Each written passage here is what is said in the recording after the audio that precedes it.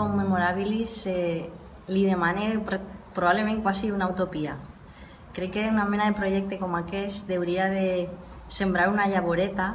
per a que aquesta mena d'accions i d'objectius es pogueren desenvolupar sense que n'hi haguera un Memorabilis darrere, sense que n'hi haguera una coordinació per part d'un equip darrere.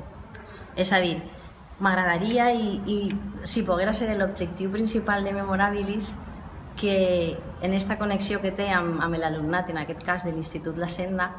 poguera diversificar-se i posar-se en marxa en el municipi de Quart de Poblet amb altres jovens, amb altres instituts o amb altres col·lectius. O si aconseguirem que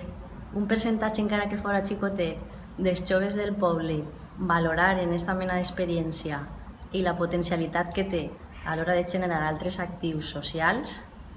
crec que hauríem assolit un objectiu fantàstic. I a Memorabilis també li demane personalment que m'encisa este projecte, el conec des d'altres edicions, sí que li demane que es perpetue, que continue treballant i ampliant-se, perquè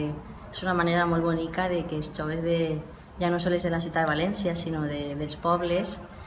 tinguin accés a aquest món tan enriquidor de la història, del passat recent i de la memòria oral. Això va ser el meu desig Memorabilis.